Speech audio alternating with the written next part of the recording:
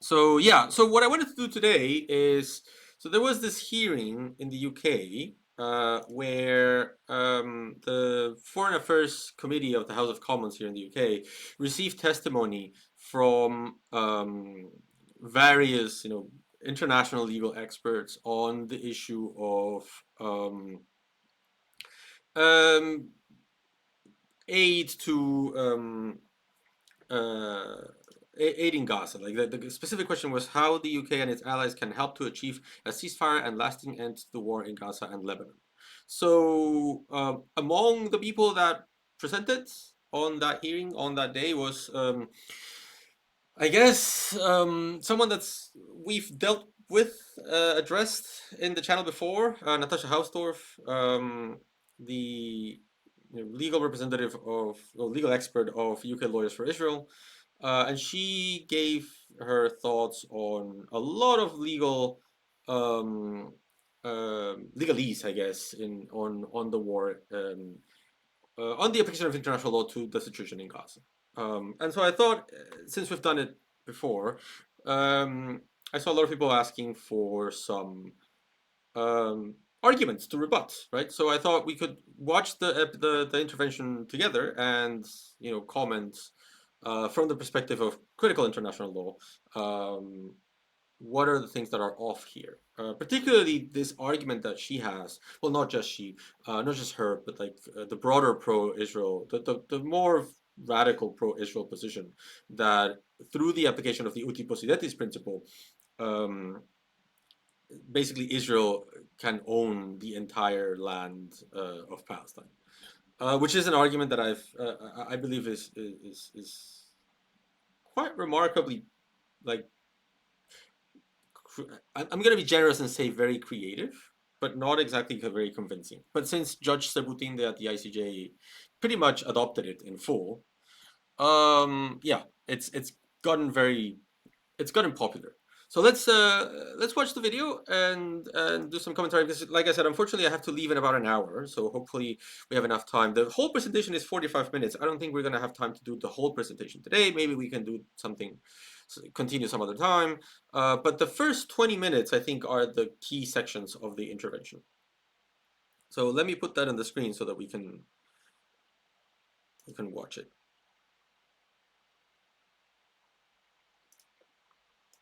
Okay, here it is. And let me know in the comments if you can hear, okay? Thank you very much for giving us your time today. As I said earlier, the committee was keen to look at what the UK government can do to help bring about peace between Israelis and Palestinians, and we're keen to hear your legal perspective. Would you mind, just for the record, just telling us who you are and what you do? Of course. I'm a barrister in practice at Six Pump Court Chambers in London. For about 10 years, I've been very actively involved in a voluntary association of lawyers called UK Lawyers for Israel, working for the proper application of law to Israel, Israelis, and also countering anti-Semitism. And in the latter years, I've been privileged to take on the role of legal director at the UKLI Charitable Trust. So I've been asked to address you on matters of international law, but also I think my experience over the last year and a half, my trips to Israel and indeed Gaza. And I think that the question that I asked the previous witness, if you don't mind, may I ask you the same one, which is, where do you see Israel in 10 years' time? It's a very unpredictable region, but based on some key factors. Importantly, in the last year and a half, the relative victories against a number of Iranian proxies, namely Hezbollah, Hamas, also the Houthis in Yemen, and the imperative that there now seems to be in the international community to deal with, I think, the major threat to Israel, existential threat as some refer to it, Iran. Most of the indications are indeed to the positive, especially when we're looking at that longer-term trajectory of 10 years. And the fact that Israel's economy grew over the last year and a half, despite the unprecedented challenges that this country has been facing, the only democracy in the Middle East, It has been a leading light in many respects, and the prospect also of additional peace accords following the Abraham Accords. I think there's been some discussion of prospects of peace with Saudi Arabia, also on the horizon in previous committee sessions.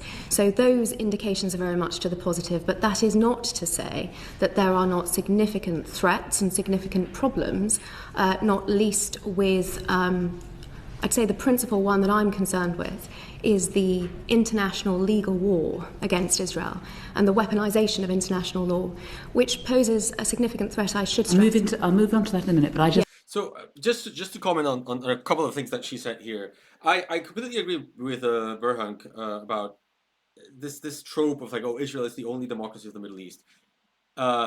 Israel is not a democracy. It has never been a democracy. At no point of its history has it ever been a democracy. It was born through the establishment of an ethno-state and the ethnic cleansing of ethnic Palestinians.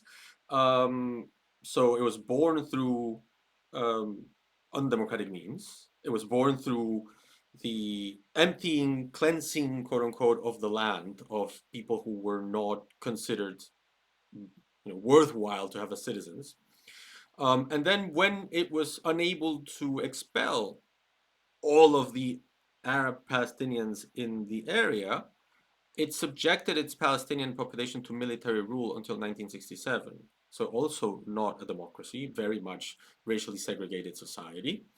And then as of the Six-Day War, it ended military rule inside of Israel, but subjected Palestinian citizens of Israel inside of Israel to a parallel legal system, particularly with property rights, so that property in Israel proper, like in the territory of Israel, can be geared towards Jewish hands, essentially, right? So people who were displaced from one part of Israel to another during the War of 1948, and in future wars as well, but mostly in 1948, were deemed absentees. So if you lived in, if you never left Israel, you didn't become a refugee as a result of the War of 48.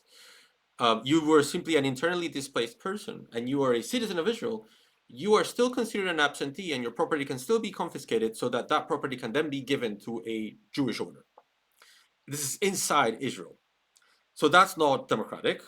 And of course, you cannot be a democracy while you're subjecting an entire population, an entire people to military occupation without legal justified cause, as the ICJ has recently said, and you establish in those occupied territories a system of racial segregation and domination of apartheid. So at no point in its history can you say that Israel is democracy. And this is an exercise that we can do with like not just Israel, like just because she says that she wants to combat anti-Semitism. The United States could not be a democracy before the Voting Rights Act, and I would say it's coming very close to losing its title of democracy as well. And even after the Voting Rights Act, after segregation ended, it was still very much not necessarily a good democracy or a perfect democracy. It was a very weak democracy. It still is, where you can be shot at or in the street by a policeman if you're black, or you can be executed if you are an American citizen in Yemen and you say violent things about 9/11. So yeah, it shouldn't be like the amount of democracy in the world is actually very small. You can say the same thing about my country. My country, Peru, was not a democracy until at least 1979, because in 1979, well, first of all, indigenous people lived in a situation of feudal exploitation until 1969. You bought and sold land that came with indigenous people in it. And then people who could not read or write, so people who could not read or write in Spanish, meaning indigenous people, could not vote until 1979. So you can't say that Peru was a democracy until 1979. I'm sorry, that's just how it works. So yeah, it's the same. It's the same with Israel. If you have a society that has millions of people under military rule, whether inside or outside of Israel proper, and establishes racial segregation and apartheid on those populations, that country cannot be a democracy, right? Simple as that. But it is an interesting question to ponder. What where do you see Israel in 10 years, right? Because she's talking about Israel. It's interesting to note how her view of Israel is completely defined by Israel's geopolitical situation in the Middle East, right? It has very little to do with the situation of Israelis. The only mention to the well-being of Israelis is, oh, the Israeli economy grew in the past year and a half, which I'm not sure, but I mean, sure, let's give her the benefit of the doubt. Um, if your definition of peace, if your definition of what's going to happen in the next 10 years is geopolitics versus Iran, um, and like at some point you have to accept that it's been decades of existential threat from Iran, and I mean, it doesn't seem like there's going to be a hot war between Iran and Israel. I mean, it seems like there's going to be one every year, but there never is. At some point, yeah, that geopolitical analysis feels off. Feels like you're focusing on the wrong thing. What is it? What is life going to be for the average Israeli in 10 years? Are they still going to have to serve in the military and participate in a military occupation that traumatizes entire generations of Israelis to the point where there's like entire NGOs made up of veterans from the IDF that say, I did monstrous things? Is that going to continue? Is Israel going to continue a policy whereby it lives focused in these geopolitical considerations that lead it to be at war with every single armed group in the region? Is it going to continue to be imposing apartheid on its Palestinian citizens and the Palestinian population that it unlawfully occupies? Will it still defy international law? There's very little of that in her assessment. It's all geopolitics. It's very little of it is about the well-being of actual Israelis. I find that noteworthy. If you ask me, where do you see Peru in the next 10 years, I wouldn't tell you, well, you see the geopolitical situation with Bolivia is like, no, right? Like our long-standing enmity with Chile, like, no, I would tell you, well, we have a dictatorial government and we need to change it, or we will be a dictatorship still. She doesn't do that. There's no mention of Netanyahu's corruption. There's no mention of Netanyahu's authoritarianism. There's no mention of Netanyahu's human rights violations against Palestinians. None of that is there, right? It's an interesting way to answer this question. Her entire view of Israel is premised on its geopolitical competition with Iran, which is it's just not where my brain goes when people ask me about my country. So okay, yeah. So let's continue. I just want to understand what you see as being the future. So your future for Israel is a fairly positive one. The economy doing well, being at peace with its neighbours, dealing with the Iranian threat and the threat from Iranian proxies. That's one side. And so I suppose the other side, given that we're looking at peace for Israel and Palestine, is what would be the future of a Palestinian living in Gaza? What would be the future of a Palestinian living on the West Bank?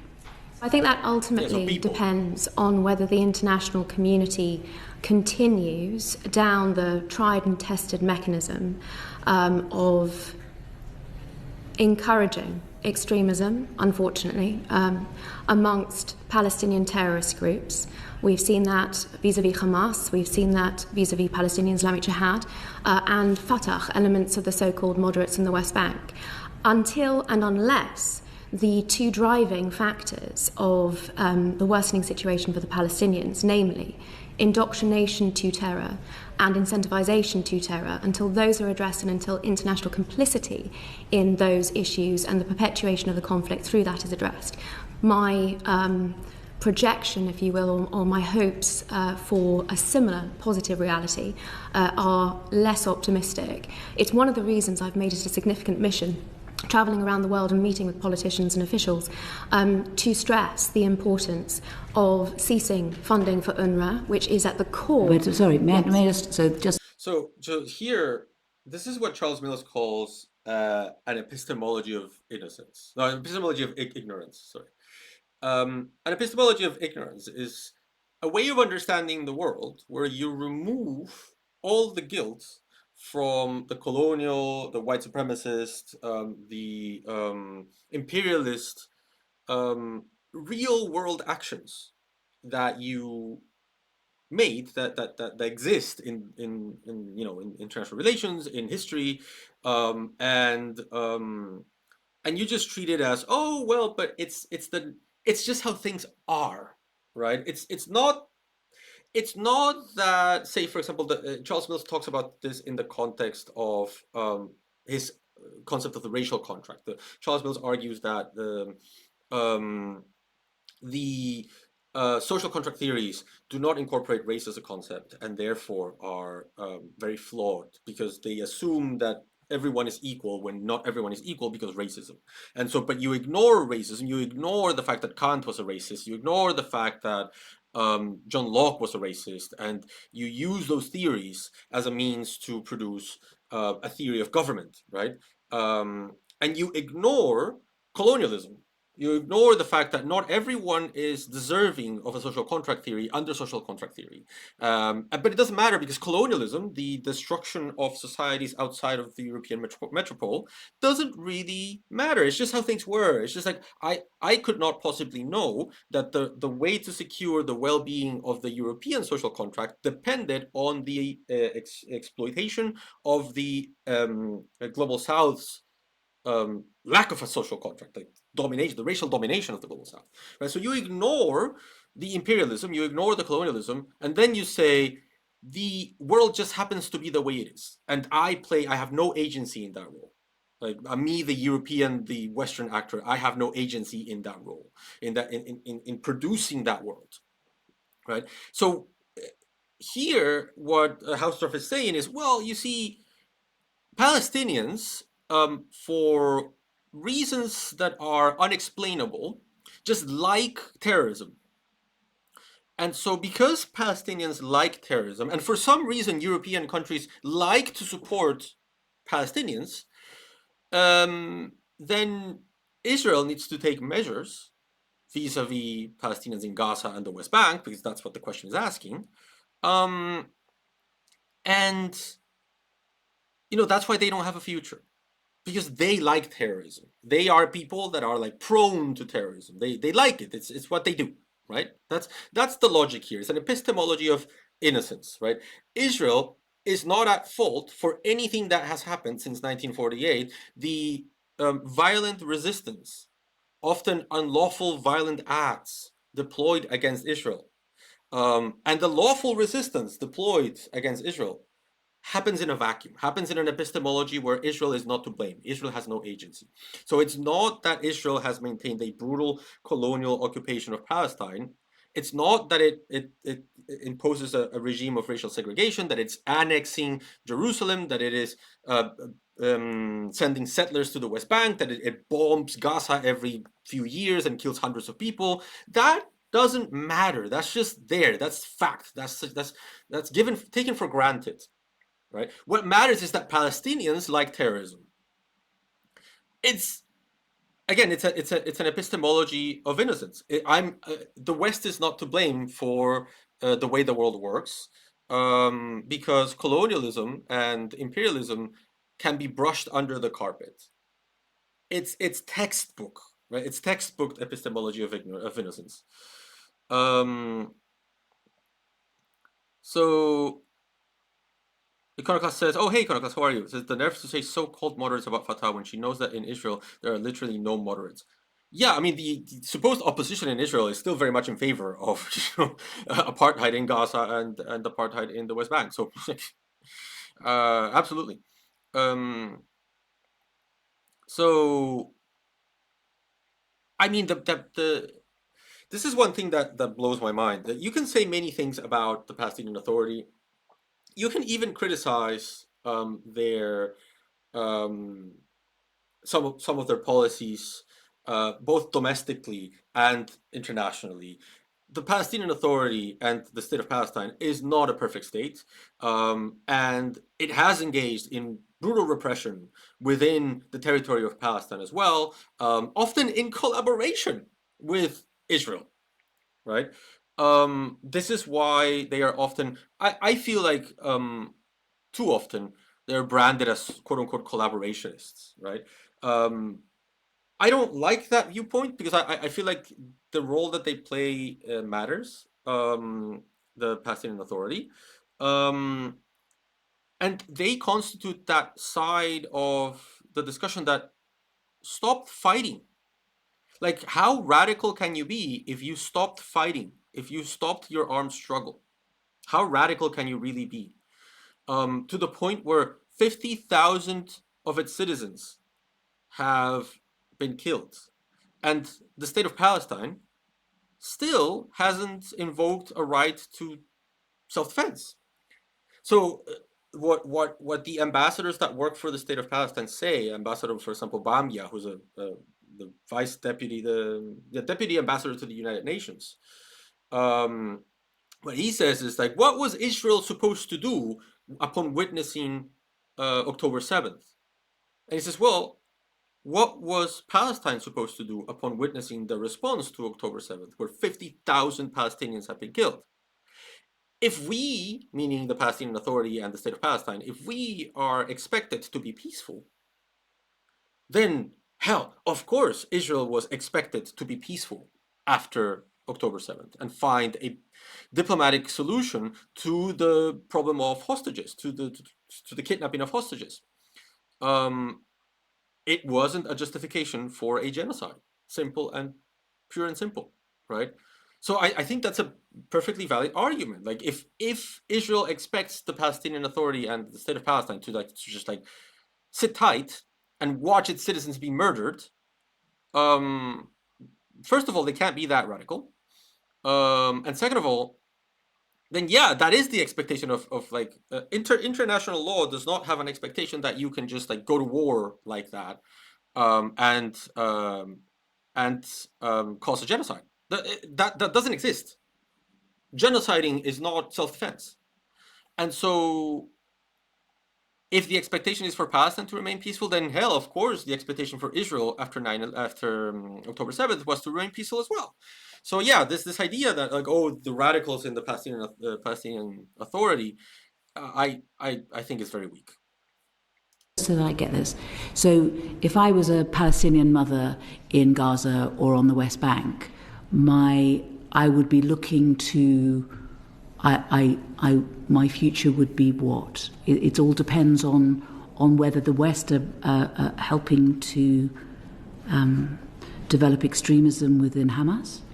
Well, I think the future of any Palestinian in Gaza ultimately depends on whether or not Hamas is defeated, right. Which is, of course, one of Israel's central war aims. Okay, but you're quite confident that Israel is going to be successful, that Israel is going to defeat Iran and Iranian proxies. So then the question is, what happens then? What does peace look like for Palestinians in the West Bank and in Gaza? I'm sorry I keep asking that. I just want an answer to that. I think I put it in terms of being cautiously optimistic. I wouldn't. What does cautiously optimistic mean? Well, cautiously optimistic, I don't say that it is easy to defeat Iranian threats, in particular where one sees the international community moving with the geopolitics, right? Policies of appeasement and complacency in grappling with these threats. Let's get away from those sorts of words. Yes. Let's just talk about what's the future. So you're saying there's a positive future, you're optimistic. So what's the optimistic, positive future for a Palestinian mother in Gaza at the moment or on the West Bank? What's the best thing that could happen? The best thing that could happen is the ending of the indoctrination and the incentivization to terror, to give ordinary Palestinians... No, the best thing that could happen is to lift the blockade of Gaza and to end the unlawful military occupation. That's the best thing that could happen. But she cannot say that because she believes that, as she will say in a minute, that land belongs to Israel. A chance, and through that, I think the removal. What does a chance look like? What does it mean? Through the removal of the genocidal Islamist regime in Gaza and the corrupt Palestinian Authority, I'm so And the sorry. creation I'm of so that- sorry. What does a chance look like? Let's take away all the words. Right? Let's take away all of those descriptions. Let me Let's keep ourselves calm. Let me give you a I'm not very like pleased with the line of questioning here either. Like, this is very vanilla. this is my last try. What does a positive future look like for Palestinians living in Gaza or on the West Bank? What's the best thing we can hope for? Perhaps I can give you a practical example. When I've visited Ramallah, the biggest cause for optimism I have seen is a visit to a venture capital startup fund looking to create Silicon Valley, Oh God. a startup culture in the West Bank, in Ramallah, specifically looking to create a Palestinian middle class with a stake in society that can hold its corrupt leadership to account. Mahmoud Abbas, let's not forget, is in the 20th year of his 4-year term.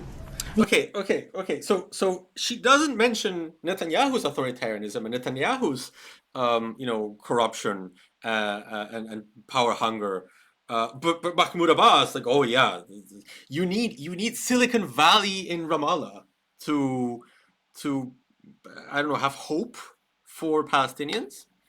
Like, this is standard, classic standard of civilization language, where the in colonial mindsets, the standard of civilization argues that there's different kinds of people. There's the people that are the civilized people, the only democracy in the Middle East, children of light with the most moral army in the world, quote unquote, massive, quote unquote, that have achieved, the end of history. They don't need to do anything. These countries, they're done. Israel is done improving itself. It's perfect. It's already Western, liberal, enlightened, blah blah blah. Right? So Israel doesn't need to do anything. Then there are the ones that are sort of like in between, and historically speaking, that was like the Ottomans and like Latin Americans, Japanese, countries that were in some regard different than Europe, but still were able to function as in international relations. In some regard different, meaning in this case, they were not majority white countries. Simple as that, right? So there was a pollution in those countries. In Latin America, it was the large indigenous and mestizo population. In Japan, the fact that they were not white, and the Ottomans, the fact that they were Muslims and Turkish. And then there were the others, the people that needed to improve themselves, the people that needed to achieve what Israel already has, the uncivilized, the barbarians, right? So here is the thing. When there's a very good book by Dina Tuvala, a Greek scholar, Greek Marxist scholar. It's called Capitalism as Civilization. Her argument is the same. Her argument is that under the standard of civilization, these savages, quote unquote, are invited to improve themselves, to become more like, Israel, right? To get startup culture and Silicon Valley into Ramallah, because you can't possibly be a functional member of the international community and be Muslim or be Palestinian. You need to be Silicon Valley. You need to be startup. You need to be like very modern, hip. And you're invited to improve yourself. But that invitation is racist in its undertones. So it doesn't matter just how much countries in the global south change. It doesn't matter how many contracts they sign with the IMF. It doesn't matter how much they want to argue that they are civilized. This civilization will never be believed. So Ethiopia, for example, was never fully accepted into the League of Nations because it ended up being invaded by fascist Italy. The idea is that non-Western sovereignty is always burdened because it is always invited to continue improving itself to become civilized, but it will never be believed that it has achieved civilization. Right? So this is the kind of argument that that she's making here. She's making a claim to an invitation to improve Palestine.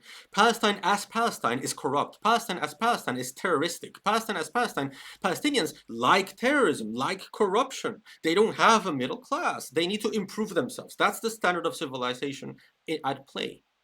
But doesn't matter what Palestine does. It doesn't matter what Palestinians do. She will never accept that they have a right to self-determination and to their own state. She will never accept it. It doesn't matter what they do. It doesn't matter how much they quote unquote improve themselves, how many startups and how many like I don't know how many of these like incubation investment capitalist whatever things you create in Ramallah. She will still never recognize Palestinians the right to self-determination. It doesn't matter how much they quote-unquote civilize, how many CEOs they have.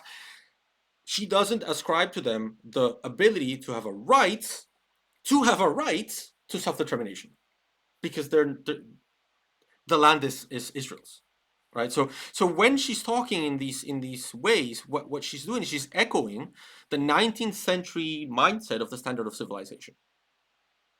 It's just when people tell you, oh, you're crazy, Zionism cannot possibly be a colonial endeavor, what she is talking about here is the standard of civilization that sustained the settler colonialism throughout the 19th century. It's as simple as that. It's mind-blowing how transparent it is once you can see it framed in these senses. So she's engaging in epistemologies of innocence, epistemologies of ignorance to justify that Israel has no agency in producing the present. Israel has done nothing wrong ever. It's all Palestinians that they want to be terrorists. And if only Palestinians would stop being Palestinian, right? If they were to be like Paddington and abandon their Palestinianness and become good Israeli citizens, then they would be better. But they would still be Israelis, because Palestinians don't have a right to have rights. They don't have a right to self-determination, and they don't have a right to have rights. It's very patent here. Like that's her answer? My God, that's her answer.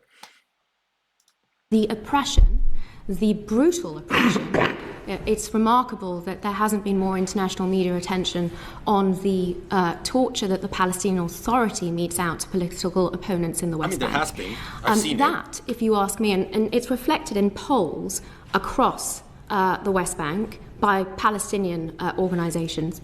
That has ultimately got to be the biggest prospect for the chance that I'm talking about. And Israel has no agency will have heard your answers to my questions and will decide themselves whether you answered it. John. Can I come to what you described as one of your missions, which is to combat the weaponization, I think you said, of international law? Yes. I read your speech about the legal basis for settlements in the West Bank. There is no legal basis for settlements in the West Bank. That Israel's borders were set in 1948, and in international law, that should still be the position. But you also said that was not the position as determined by the International Court of Justice, the International Criminal Court, and most other commentators. Given that, how can you continue to maintain that in international law, Israel is not in breach through settlements in the West Bank? Because I consider, as a legal professional, my first duty to be to the rule of law and to upholding international law. And one cannot have a general rule, such as uti possidetis juris, which you referenced. This is this customary rule of international law, which is universally applicable as a default rule. And its application to Israel's formation on the 14th of May 1948. I have, in a decade of discussing this with leading academics around the world, I have yet to hear a single reason why it would not apply. We can certainly go into some of the detail of that. Okay, cool. Can I interrupt you? Because you set out the argument quite clearly in your speech, and I'm sorry, I'm not sure which speech you're referring to. I'm afraid I can't give you the precise date, but anyway, yes. What you're talking about is exactly the case you put at that time, and I understand that.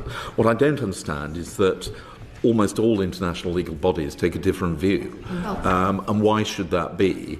When you make when you argue, but the case in legal terms is very clear. So, despite about a decade of seeking to get to the bottom of a plausible reason why this would be disapplied, this default rule, to Israel's formation in 1948, I have yet to encounter one.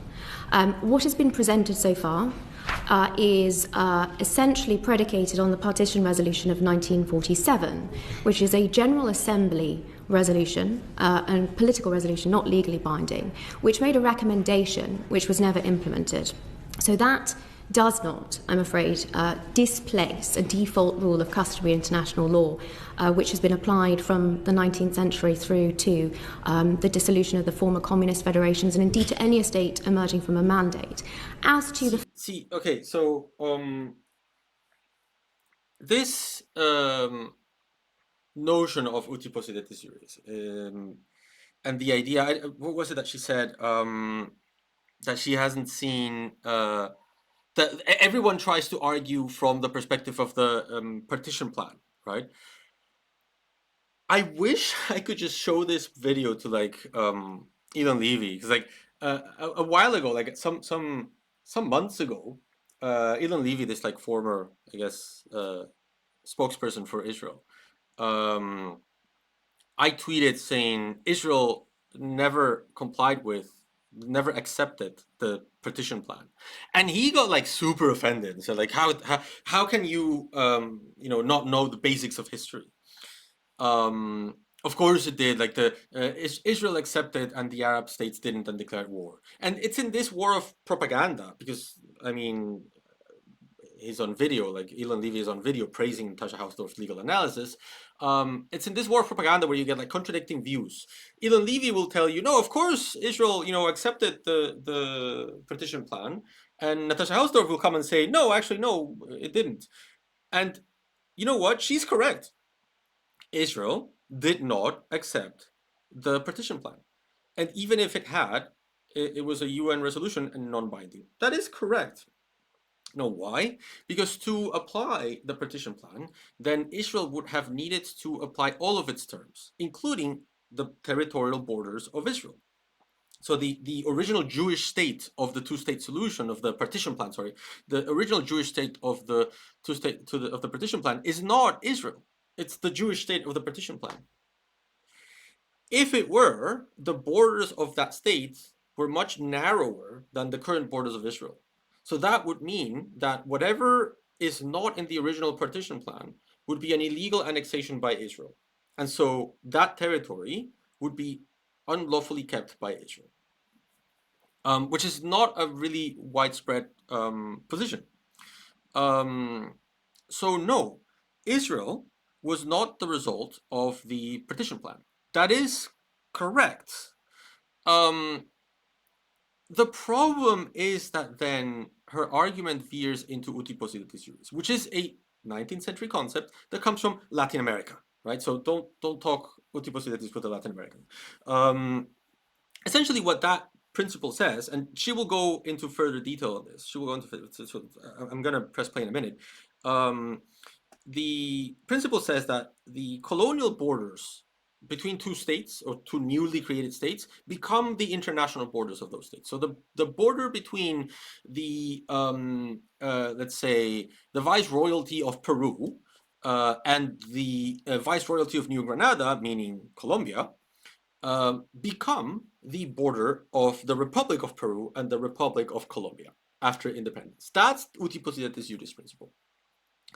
And what she wants to argue is that principle needs to apply to the entirety of the Palestinian mandates as of May 1948, when Israel declared independence, because in her view, when Israel declared independence, it declared independence not for the partition state, not for the Jewish state of the partition plan, where I agree, and Elon Levy disagrees, but for the entirety of the Palestinian mandate, which is bonkers.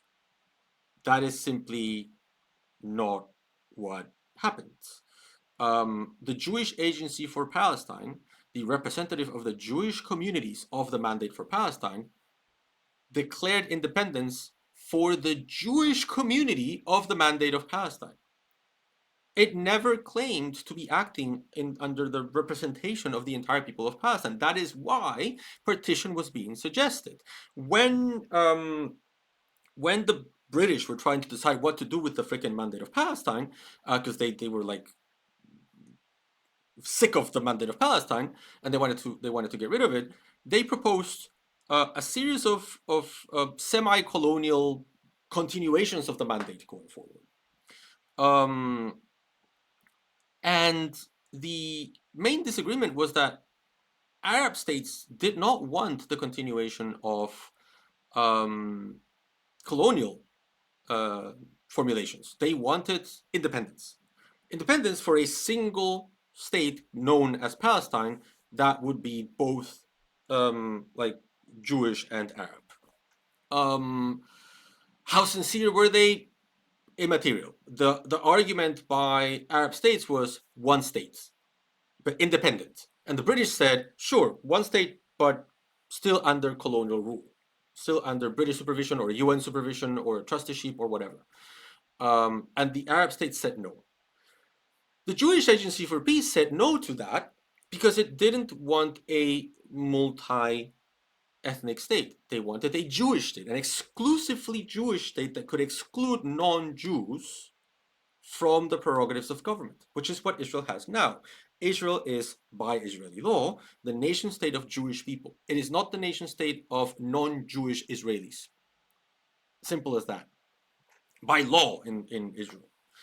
Right? So when the Jewish Agency for Palestine declares independence and declares Israel, it establishes, Israel's Declaration of Independence specifically says that Israel is established in Palestine.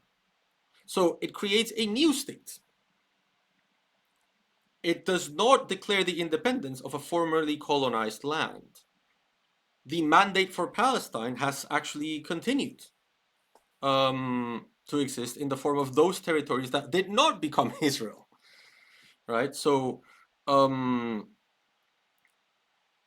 let's keep on listening so that we can understand what she's saying. Failure to apply this properly to Israel? Well, it's a matter that was called out by the Vice President of the International Court of Justice, the former Vice President, when she was Vice President, Julia Sebutinde, in her dissenting opinion at the International Court of Justice. This is the recent advisory opinion last year, dealing with issues in the territories. And she not only sets out the application of uti possidetis juris, but makes a scathing critique of the court's approach to general international law, but also to fact-finding. And I think the reason that this isn't more widely acknowledged stems from politics and stems from what we have seen happen in the International Legal Academy and international courts and tribunals. Vis-a-vis the ICC, I'm afraid to say that the crimes, if you will, are far greater. Because it is not just uti possidetis juris that is disregarded. It is every basic aspect of international law, including the founding Rome Statute of the court, which is... But uti possidetis juris needs to be disapplied for the case of Israel because it doesn't apply to cases of secession. That is what is the Jewish Agency for Palestine, that is what Israel did when it was created. So, and this is not a radical position. This is not like me being, woke about it. This is what James Crawford argued. James Crawford famously died without ever saying that Palestine was a state. And James Crawford was the author of a book called The Creation of States Under International Law, the mainstream canonical book on state creation in international law and mainstream international law. Nothing woke about James Crawford. And his argument was that Israel cannot be explained from the resulting partition plan, as Natasha Hausdorff agrees, but also cannot, be the mandate of Palestine because the reason that I was explaining before, like half of the population of the mandate of Palestine did not feel represented by the people that declared independence of Israel. So his argument was, when Israel became independent, what it did was it seceded from the mandate of Palestine. Now, you don't need to be a state to be seceded from. Like, Palestine did not need to be a state for Israel to secede. You can secede from a non-state entity. You can secede from a mandate. My argument, and I don't have time to go into this, but my argument is that Palestine, as a mandate, was a state, a non-independent state, but a state. I've written about this in other places. I have videos on this. You can go check them out. I'll see if I can put a link when this goes on YouTube. But James Crawford did not believe that Palestine was a state. James Crawford believed that Palestine was a mandate, a non-sovereign entity, and that Israel seceded, created a new self-determination unit called Israel out of the Palestinian mandate. This is very mainstream, very canonical viewpoints. This is not, the woke critical analysis.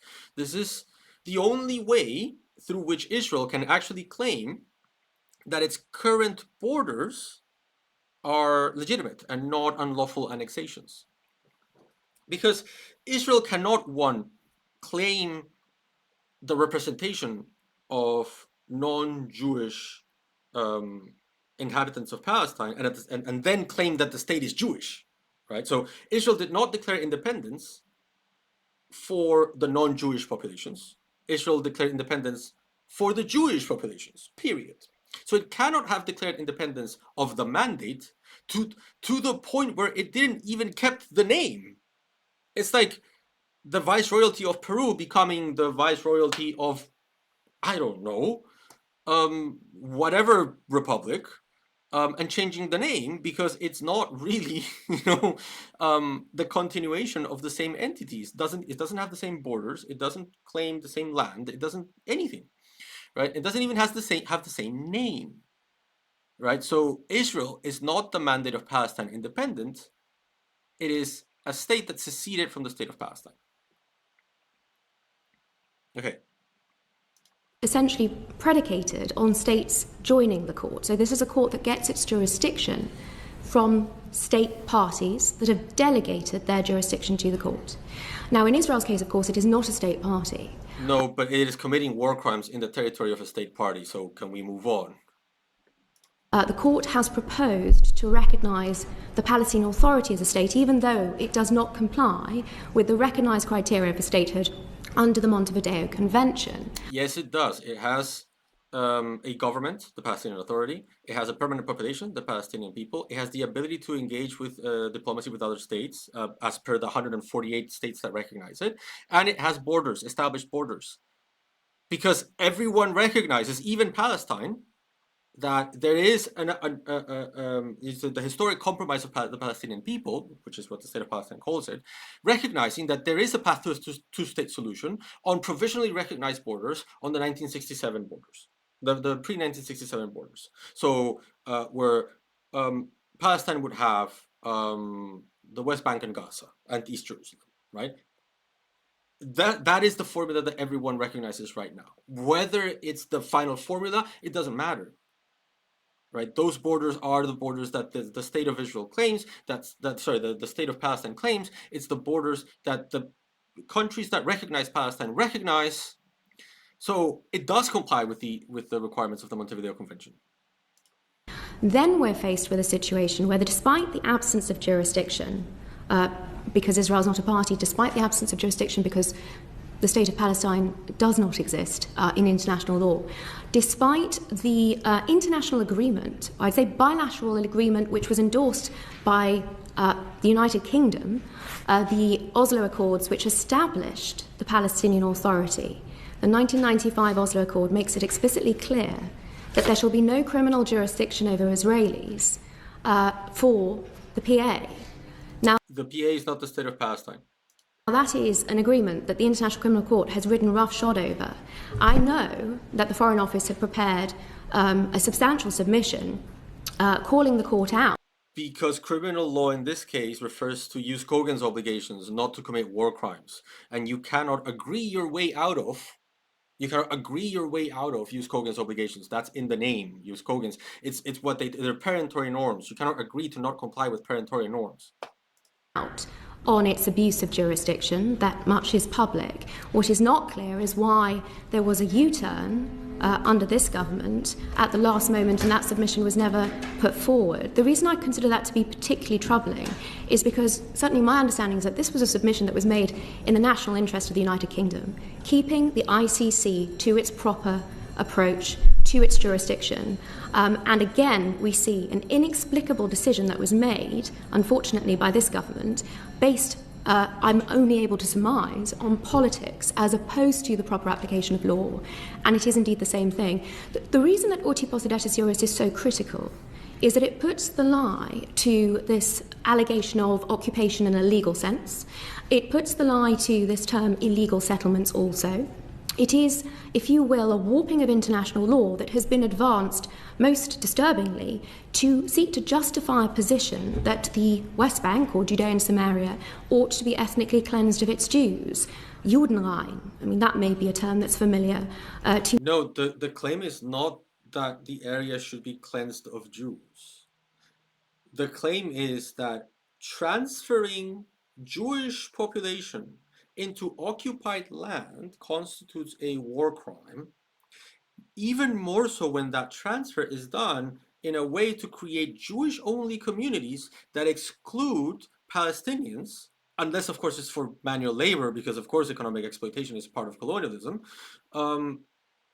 in a racially segregated system. So it is not about there should be no Jews in the West Bank.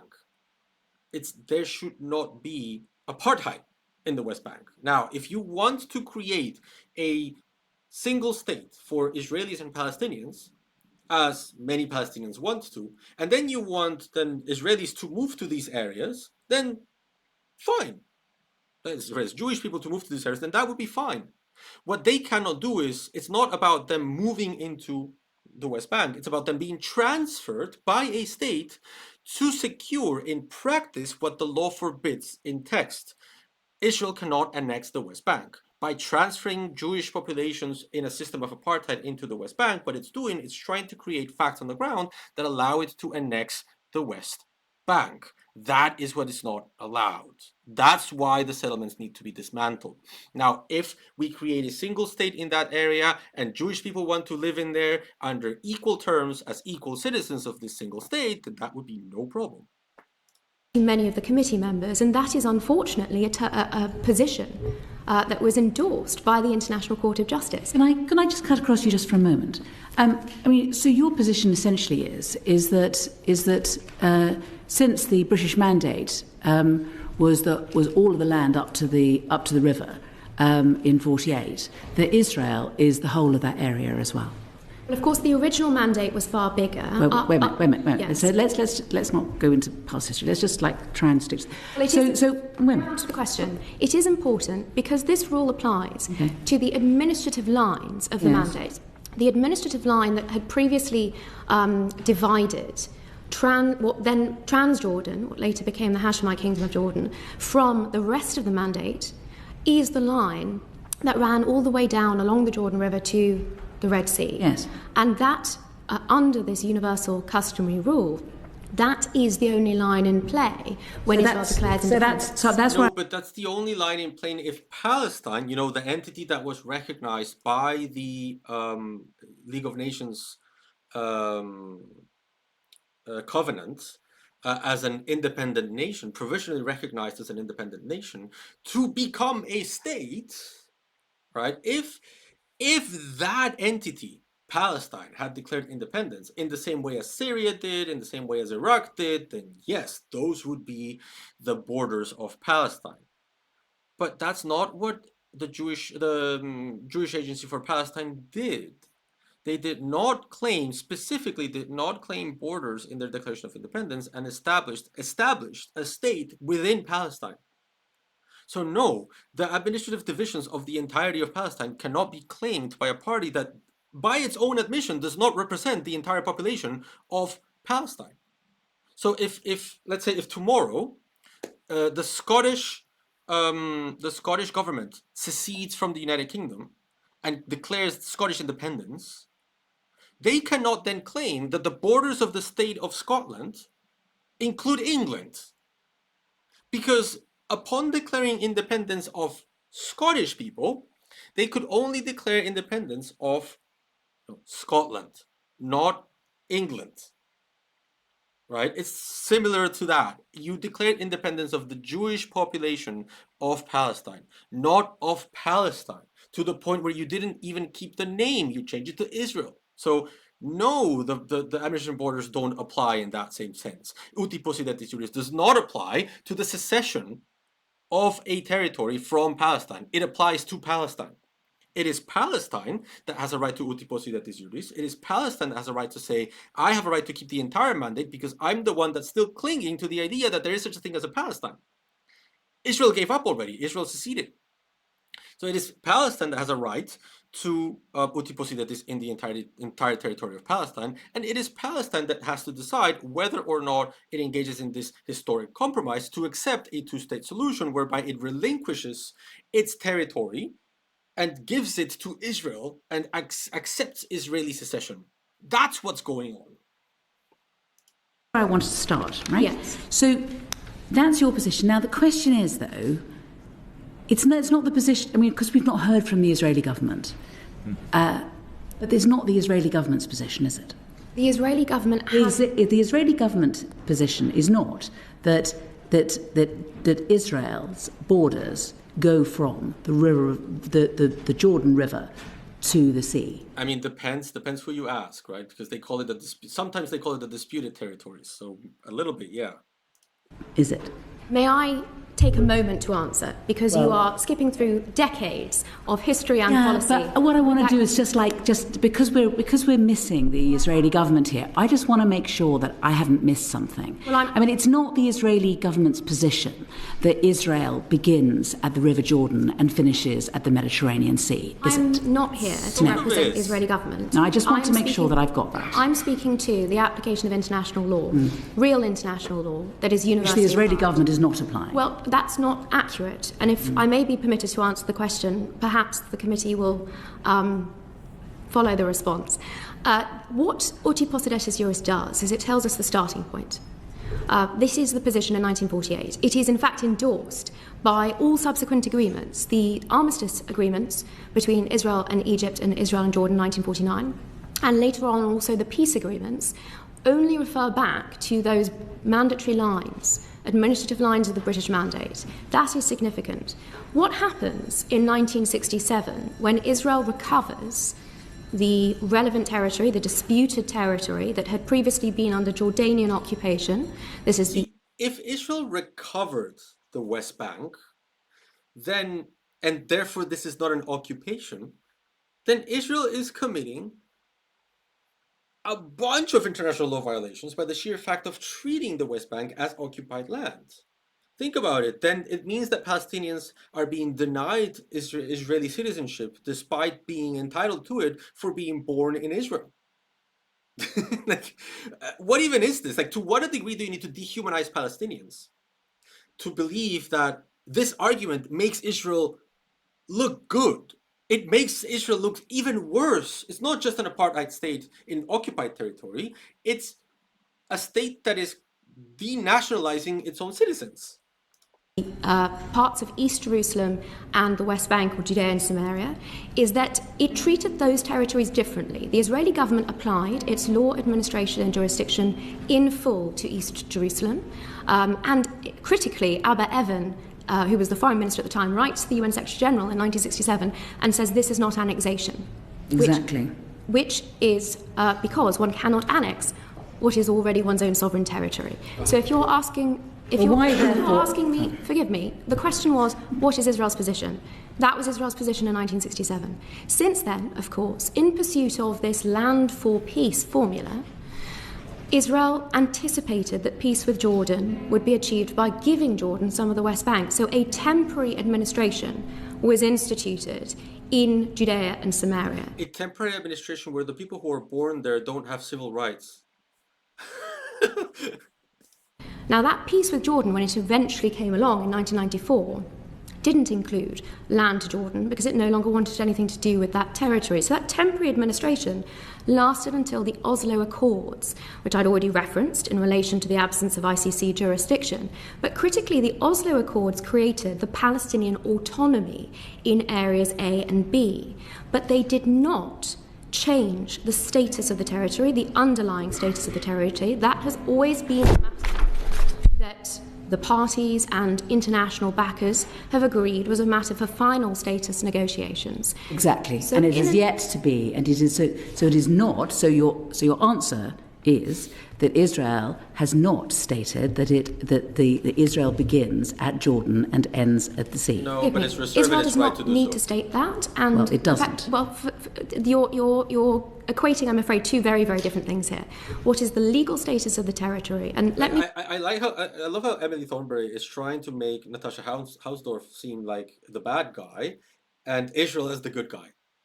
Oh, you are a radical, but Israel doesn't claim that. Do they not? They're reserving their right to do so at the right time. be clear. Uti possidetis juris is a default rule that applies automatically, whatever Israel says or not. Or anyone unless- else in the world says. Unless Applies automatically when it qualifies, when there is an administrative border to use, which there isn't in this case. International law. Yes, because when the International Court of Justice talked about the emergence of this rule in Burkina Faso, Mali, in the 1980s, it talked about the reasons for its emergence: clean lines, stability, certainty, avoiding fratricidal struggles, all of these issues which uniquely, I would say, it's disapplication here for no reason that can be discerned in international legal analysis. The reason is that Israel does not recognize Palestinians as citizens of Israel. Therefore, Israel did not declare independence for Palestinians, it declared independence for Israel. Therefore, the administrative borders of the Mandate of Palestine are not the administrative borders of the State of Israel. Done. Thank you very much. You can go on with your presentation. Has unfortunately generated all of those issues that the ICJ said this rule had emerged to obviate. Okay, Now, hang on. Let me may just I stop. just finish the answer to this question, because it's critically important. Israel has not, when it declared independence, it did not reference borders. It simply talked about Eretz Israel. It is not required for Israel to claim that uti possidetis juris arises or applies, and I'm not making a case on or in any way. I love how this is the UKLFI YouTube, and in their own subtitles they put UCHI, like UCHI, not UTI, for uti possidetis juris. On behalf of the Israeli government. This is simply my analysis as to what the international legal position is, which is, I believe, what I was asked to attend today to provide. Okay, so can I just stop you there, because there'll be some more questions for you. Abdesam. Okay, guys, we've been doing this for a little bit over an hour, and I think this is a good place to stop for now, because I really need to go do something else now. And before dinner time starts, and I need to cook. So, I unfortunately, if I hadn't had to update my computer and my computer hadn't just like blown up, we would just do the whole video. But I guess we're gonna have to do a part 2. So hopefully you guys will be interested in continuing with this and do a part 2. She's going to start now talking about proportionality and distinction and how it is perfectly okay to, you know, kill 50,000 people just like that. Shorter stream than normal today. I'm really sorry about that, but I really do need to go or I'll be like I'll be late for something. Okay, so hopefully this was interesting. I will be back. I don't know if we'll wait all the way until Sunday. Hopefully I can do this during the week, but if not, we'll do this next Sunday, and we'll continue, you know, fact checking Natasha Hausdorff's international legal analysis some other time. Hey, thanks for watching. If you like content like this and you would like to see more, please don't forget to subscribe to the channel. You can also come to one of my live streams or join my Discord server. It's really great that you're here, because we're really trying to grow this community and turn it into a space where we can all come together to discuss about international law and international relations. So really thank you for your support. Until next time.